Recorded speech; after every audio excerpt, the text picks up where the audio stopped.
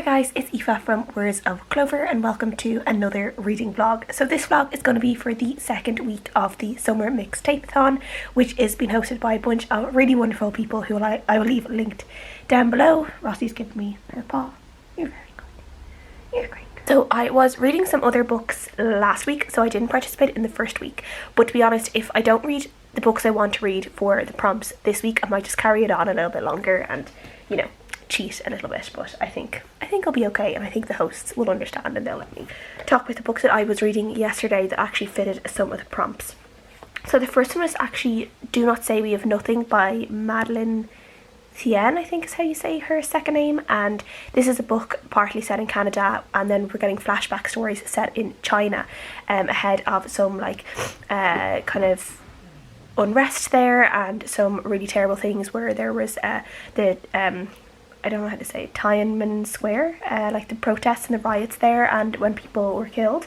And we're following two young girls. One of the girls grown up in Canada, the other grew up in China and has now had to leave China and is staying in Canada with this girl and her family, and she's telling kind of the story of her family in China and what happened, and we're getting kind of almost like a generational story in a way. And I have chosen for the prompts of read a book set in another country, and then also read a book in a sunny spot, because I was reading it in the garden yesterday and it's really lovely weather this week, so that all fit. That was kind of like a heavier, slower read for sure, so I said I'll pick up something maybe that's going to be a little bit faster as well that will help me do another prompt for this readathon. So I went with a book with nature on the cover.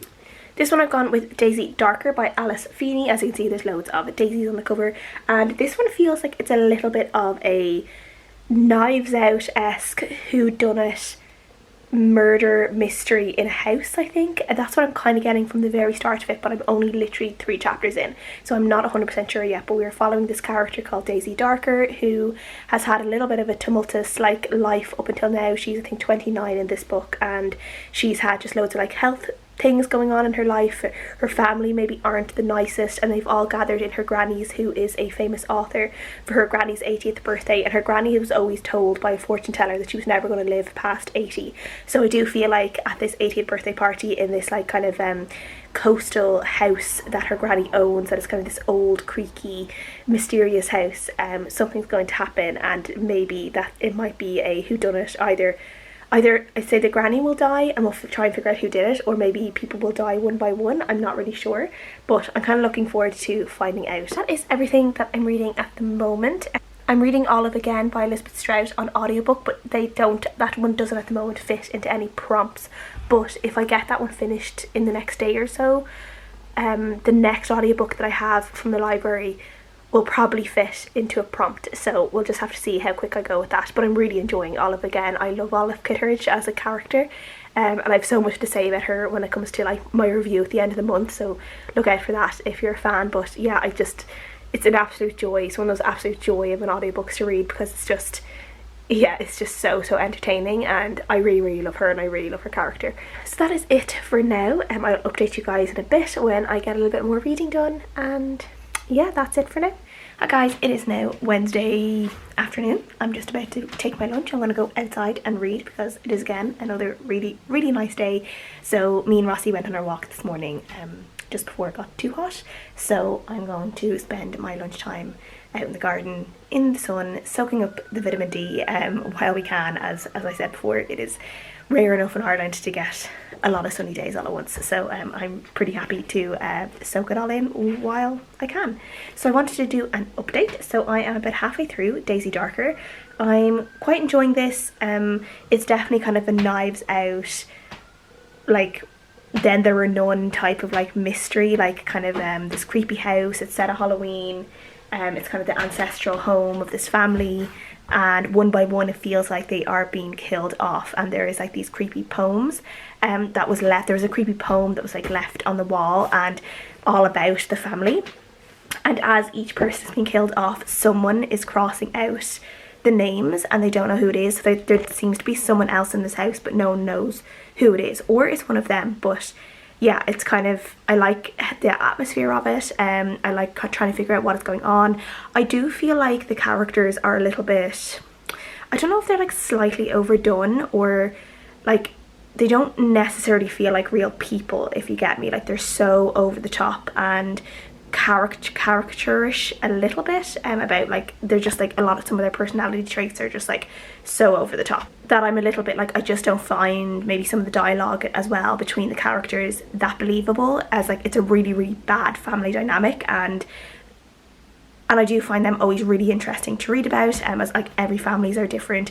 A lot of families have all sorts of things going on with them, and I'm no stranger to that. So I do really love seeing like these complicated family dynamics in books, and how people get on with each other, don't get on with each other, how they differ, how, like, you know, you can have the same blood running through your veins but be completely different. And yeah, that's always really, really interesting. So I am enjoying all of that. And almost 30% into Do Not Say We Have Nothing, and it is slow going. I don't know if I'm really enjoying it yet. I really like, there's kind of like a present timeline which is actually set in 1991 in Canada, and then there's another timeline set years before in China, and it's going through some Chinese history and stuff like that. And I do find definitely the flashbacks and the stories set in China so much more interesting than the like present day timeline in Canada, or the 90s timeline. So I'm just going to keep going with that. I think it's just going to be a slow book, maybe a chapter or two, and we'll just see how we get on.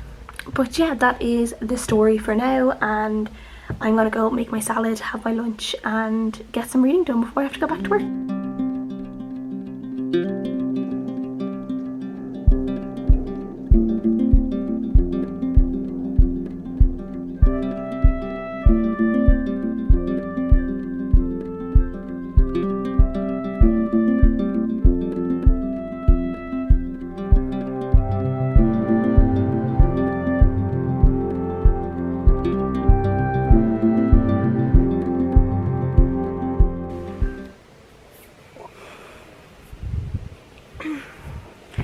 Guys, as you can see, it is now Thursday afternoon and I am in the garden. I've actually set up my laptop and stuff on the table under the umbrella to enjoy some more of the sun, as actually the room that I normally work in, it's at the front of the house, which gets all the sun, so it gets very, very warm even with the fan and stuff. So yeah, it's actually cooler to be out here under the umbrella, and it's also just really enjoyable and I really like it. So while I can do it, I might as well. And Roci is here with me in the garden. And there's loads of like shady places and stuff that she can sit if she wants, and she has her water, so she's happy too. So yeah, we're both happy. So a little bit of an update for this vlog. I actually don't have it out here with me, but I did finish Daisy Darker last night, and most of this book for me was definitely like a 3-star book. I felt like the writing was quite overdone, the characters felt very over the top, and the character of Daisy felt very immature and juvenile, and I was really unsure of like what I was going to think of it. And then I could also see some like really, really good reviews of it, so I was really like intrigued to see what the ending would be, to see what I thought of the whole thing. And when the ending does come, and there's some, like, as most thrillers do have, they have like little twists or reveals and stuff like that, some of the twists definitely explained some of the issues that I was having with the book, and I was definitely able to be like, okay, I can see why I was thinking this, because this all makes sense now. So I'm kind of like, I left it like at a 3 stars, but it's kind of like a very, very strong 3. It's more of a 3.5. I just don't think I could give it the 4, because I just felt a little bit, not tired, but I didn't believe the story because of the way the characters were. The characters were so over the top. They felt like very dramatic, so I didn't particularly feel that the book was very believable or relatable in any way.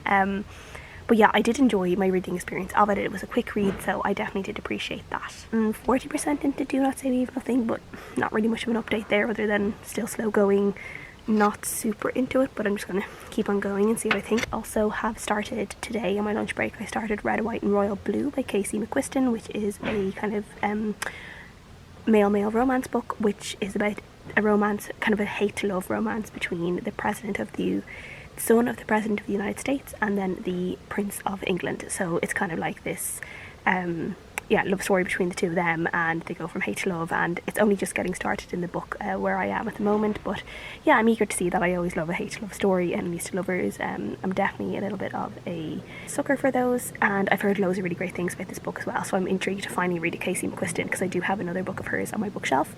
So I'm definitely eager to read this one, which was her first book, which is the one that got everyone talking about her, and seeing what I think. So for now, I'm going to keep on working and getting all my work done so I can finish work as soon as possible and go back to reading in the garden and yeah, enjoying the sun.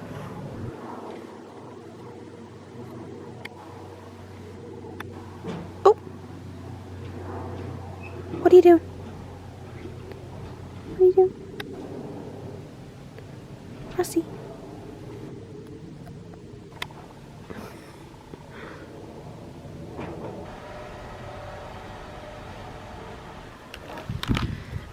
What are you doing? Are you making more holes? Are you making more holes? Is that what you're doing? Is that what you're doing? What are you doing? What are you like?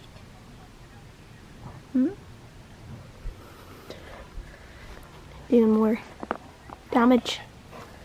You doing more damage? Ready? Ready? Ready? Wait.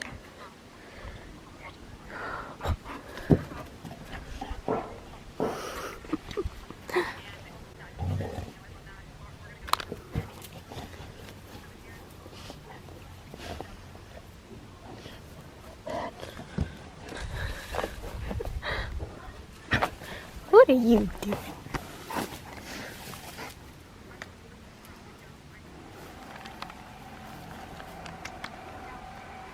What do you like?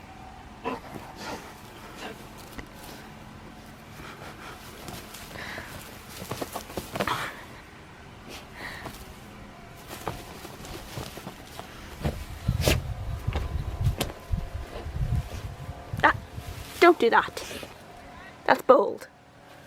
That's bold. Yeah, that's bold. You know that's bold.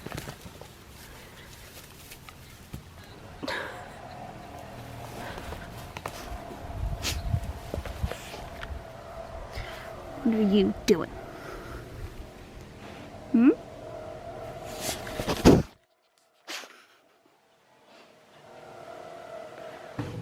Hello, it is a little bit later on now and I'm just making dinner. Cian has actually gone out to meet his friends in the pub because they're going out for a few drinks because one of his friends is home from Canada for a few days, so before he goes back to Canada they're meeting for drinks. So it's just me for dinner, which is handy. I'm actually going to make a salad, which is rare. I'm actually not like a big salad person, which I'm a vegetarian or like pescatarian really, because I do eat fish now and again. I say now and again, like once a week or so. And yeah, so I'm not like a massive salad person. Like I'd hardly ever order a salad in a restaurant for like a main, and then I'd sometimes have like salads for lunch, like a Caesar salad or something like that, like one of those ones that like kind of the pre-made ones that you can get in the supermarket. Cian really likes salads, but I'm not a big, yeah, I don't know, I'm not a big fan of them. But for today, for some reason, I want a salad for dinner. I think it's probably because it's so hot out today and I don't really want something hot either. I did have like a pesto pasta thing that I got in the supermarket the other day for lunch because I had to use that, and that was kind of heavy, so I think I just want maybe something a little bit lighter. So yeah, salad is good. And it is just me, so I thought I would come on and just do a really kind of initial thoughts kind of thing on Red, White and Royal Blue, which I've gotten to chapter 4 of. So things are kind of hotting up. So as I said, this is kind of like a love to hate relationship.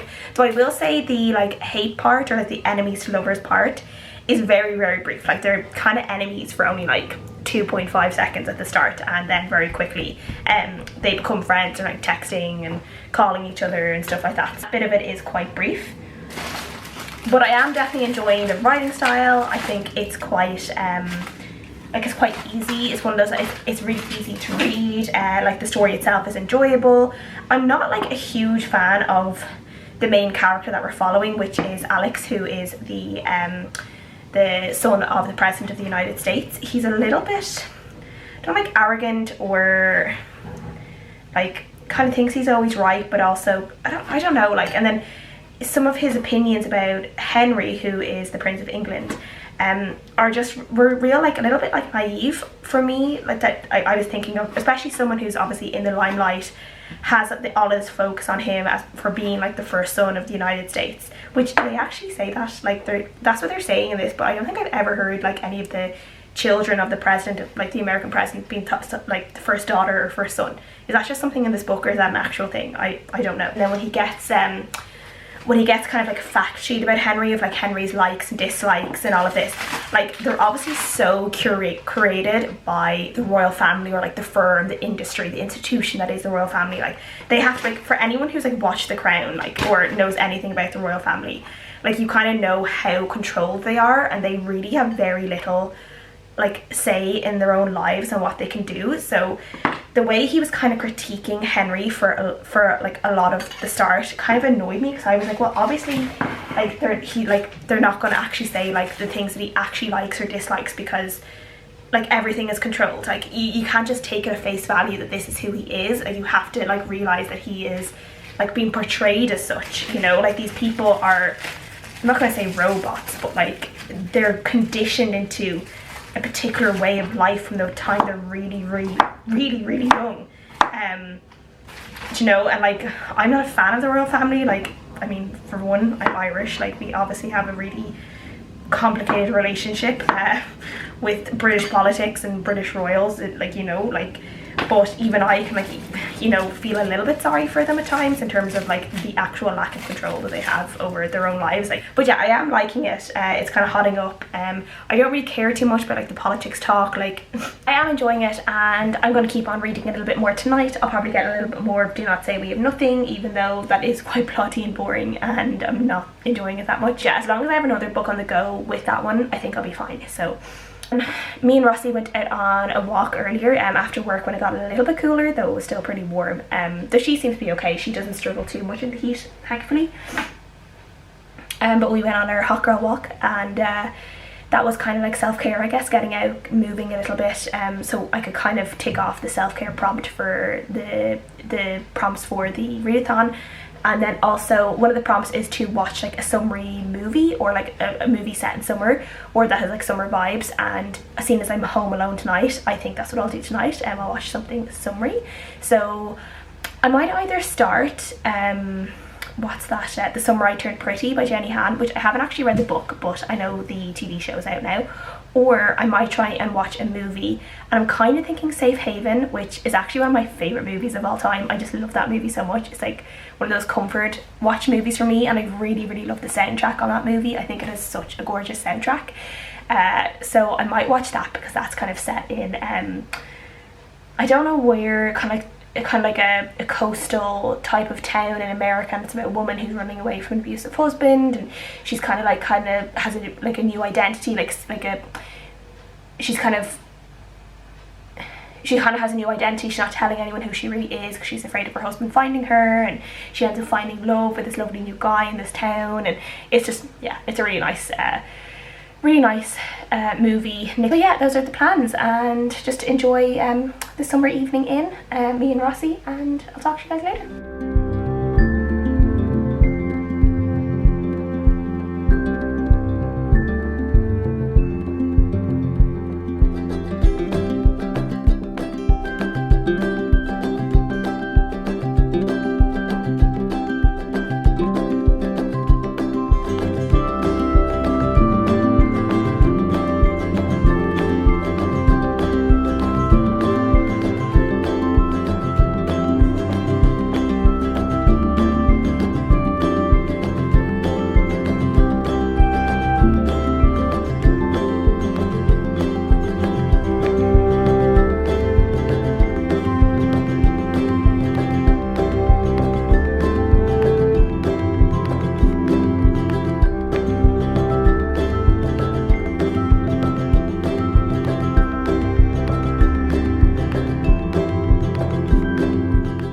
We are back in my kitchen. I have wet hair. I also have tan on my face, so because I feel like my face looks a little bit like brown.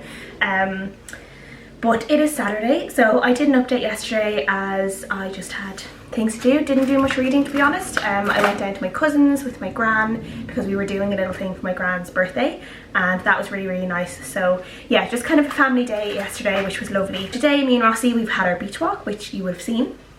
So I'm literally just back from the beach. I'm showered because Roci managed to get me really sandy. Washed the beach off, washed my hair, because we are also going out later on tonight for dinner with some friends and drinks. So yeah, that's one of the reasons why I brought Roci to the beach as well. So she was able to have a good run before she was left alone for a little bit this evening. She doesn't really get left alone all that often, so I try and really wear her out that day, just to make it easier for her, just so she tends to sleep and all of that. So I was gonna go out for breakfast, and then to be honest, we were so sandy and like dirty, I was like, I don't think we will. So I'm just going to make some nice pancakes for myself, some vanilla pancakes now to have for kind of like a brunch. And I'm going to go outside and eat it, and then I'm going to read more of my book. As I said, I didn't get much read yesterday because there was just other things going on. So I'm about halfway through Red, White and Royal Blue. I'm enjoying it. Like, I'm not absolutely loving it or anything, because I do find the characters a little bit, I don't know, the main character Alex, like, I'm not completely warmed to him, but I am enjoying the story and the romance, and I'm kind of interested to see like where it goes and seeing what happens there. Haven't gotten much more read and Do Not Say We've Nothing, so I'm going to read both of these now outside. I might potentially start another book, because the next book I want to read is a physical book, and when I'm outside in the garden it's a little bit easier sometimes to read a physical book than reading on a screen, like with the sunlight and everything. So potentially, depending on how much I do get read of the other two, I might start another book, or else I'll just be reading a magazine or something like that as well. So yeah, that is the plan. Just chill out for most of the day now, enjoy my Saturday, enjoy probably the last day or so of sun that we're going to get. That's the story. That's what I'm going to do. Hi guys, so it is now Monday, so the summer mixtape-a-thon is now over, and I managed to get all the reading that I wanted done, mostly done. So I did finish yesterday morning. So yesterday morning I finished Red, White and Royal Blue, and this ended up being a 4-star read for me. I did actually end up really enjoying it. I felt like the more I read it, the more I liked it, and the more I kind of liked the characters a little bit more. As I was saying before, Alex, the main character who we're following, who is the American in the story, the first son of the United States, like the president's son, he was a little bit, not prickly, but there was just kind of an arrogance about him that, and like I guess a certain amount of privilege as well, that just kind of annoyed me a little bit, and kind of the assumptions that he jumped to when it came to Prince Henry as well. That just annoyed me a little bit at the start, but the more like the story developed with Henry and Alex's relationship and how it all kind of the ups and downs that they went through, I did really enjoy it. And I did actually end up, there is obviously a moment in this book where they are forced to come out. I feel like it's very obvious throughout the whole story at some point, like the relationship is going to come out into the open, and there was just a real like kind of moment in that chapter when that was happening that I felt really emotional, and I felt like I did actually have like tears in my eyes, and it was more just to do with like Alex and his family, and then Henry and his family, and just how different family members dealt with things, and then also like the way like it was such a bigger thing than just these two boys having to, you know, come out to their families about their relationship. It was also the fact that they had to deal with like media and public opinion, and all sorts on top of that, and there was just that extra pressure, and I just felt so emotional over it for some reason. It really surprised me. I didn't really like think that I would get emotional over it, but I did. So yeah, I did end up enjoying it, and I did say as well that I wasn't enjoying some of the politics and kind of the emphasis on American politics in particular in the book, because obviously we are getting the story through Alex, who is the American character, and his mother is running for her second term as president.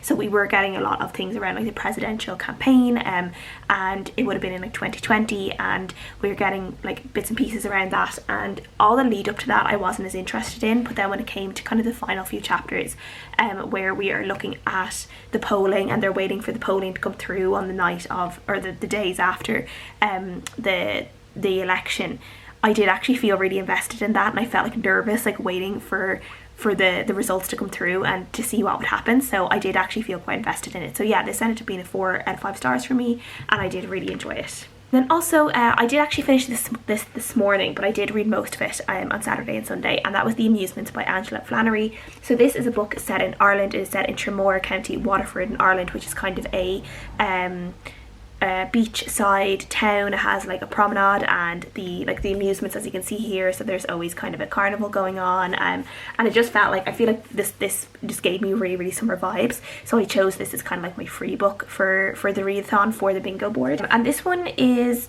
as I said, we're kind of start off with it, these two female characters as teenagers, and we're looking at their friendship and how their friendship is a little bit unequal, where one of the girls comes from a slightly more privileged background, and then her mother treats the other girl quite poorly, and we're seeing the other girl has a little bit of a crush on Stella. The other girl's Helen, and then Stella is the more kind of privileged one, and Helen has a little bit of a crush on Stella. Like she doesn't know yet, I don't think, at that time, that she is a lesbian, and we're seeing kind of that first crush, first love, and how she would do anything for Stella, but Stella doesn't necessarily see that, and while she likes Helen, she does take advantage of her in some ways as well. And then after that, we're kind of following the chapters feel more like snapshots, or almost like short stories. We're following different people around the town, and a lot of people who are connected with these two families, including like the mothers, the fathers, as people get older as well. So we're following a few decades, like 30 40 years, as the two girls get older as well. And they're not in every chapter, but you kind of see them mentioned a little bit, and it did remind me of, I've just finished reading Olive again, which is a sequel to Olive Kitteridge, and that is a little bit similar, where you're mostly following Olive as a character, but you're also getting like little bits and pieces from other people from where she is from, and you're kind of seeing her flit into their lives in different ways, and you're seeing them remark on, like, talk to her or mention her in some way. And this one was a little bit similar, and I did actually really enjoy it. I kind of liked the snapshot version of it, and it did feel like a little bit like short stories, as I said, but it worked really well for me, and it did give this kind of look at this country seaside town, like the locals that lived there, the blow-ins that came in, the tourists, how lives separated and then came back together, and how everything is in this kind of, you know, everything is intertwined in some way. And yeah, I did really enjoy it. It was just a really easy read. It was only about 220 pages, so it was a really quick read, and I would definitely like recommend it for people to pick up. They're like short story-esque rather than a novel, but it's not quite short stories. I think you will enjoy it. So yeah, I did really enjoy this. I gave it a 4 out of 5 stars, and that was my last book that I picked up for the summer Mixtape-athon. And I do think they announced that there's going to be an autumn version of the Mixtape-athon as well, which will be really fun, and I'm looking forward to that. I hope you guys enjoyed this vlog. I'd love to know what books you read during the week if you were taking part. Are there any like real summary books that you read, or if you would recommend for the summer? What type of books do you like to read during the summer? Do you like contemporary, or do you like darker books? And yeah, thank you guys so much for watching, and I'll see you guys again next time.